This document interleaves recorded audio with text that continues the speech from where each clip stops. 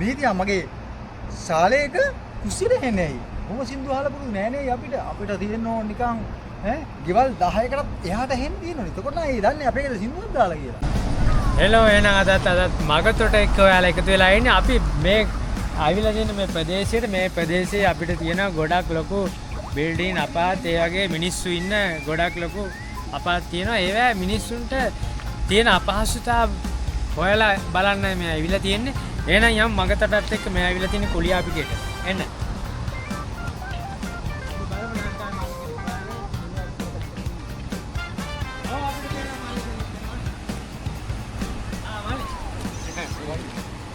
මෙහාට එන්න බලන්න මේ මලි අපි පොඩි වොයිස් කට් එකක් ගන්න ආවේ.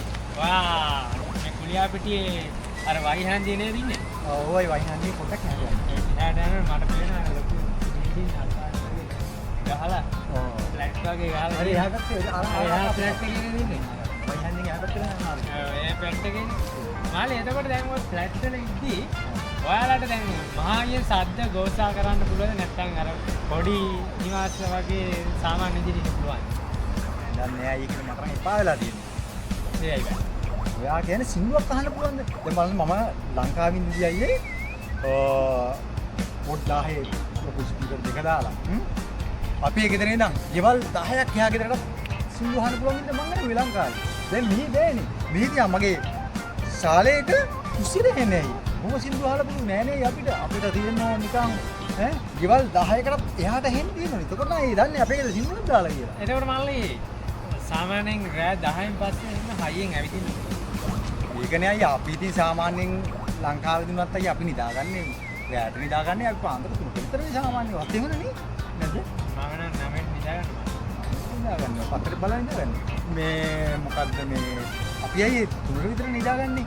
ඉතින් මේක ලොගෙන මේ රෑ 10 වෙනකොට ගමන් නවත්තන්න ඕනේ. ඒක මම කතාවක් නේ. එහෙම කරන්න පුළුවන්ද මිනිස්සු විදිහට? අපි තුනකම් වැඩ තියෙනවනේ කරන්න. මාළේ එතකොට දැන් ඔය අමුත්තු එහෙම ඉන්නවනේ. යාළුවෝ කොල්ල පොඩ්ඩක් ඉන්නවා. ඔයගොල්ලෝ සෙට් වෙන්න බැයිද ෆ්ලැට් වල? ඉතින් ඒකනේ අයියේ බැහැලි.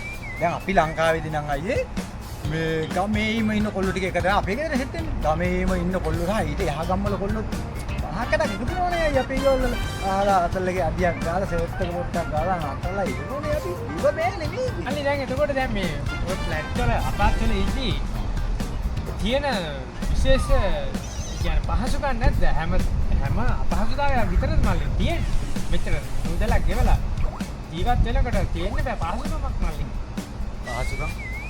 පහසුකම් තමයි ඉතින් මේ පොඩ්ඩක් සද්දට සෙට් එක දාලා තිබ්බොත් පොඩ්ඩක් ඉතින් 3 වෙනකන් ඇවිදොත් ඕමන පොලිසියෙන් තොරගාවට ඇවිල්ලා ඉන්නවා. ඕක තමයි ඉතින් පහසුකම්. වෙන මොකද පහසුකම්?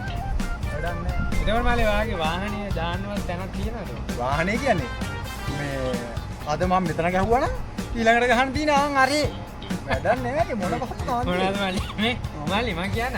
ඕක අපි කුලියට දෙමු. අපි යන්න අර පොඩි පැල්පතක නිවාසයක ජීවත් වෙමු. එන්න මල්ලි යන්න අපි.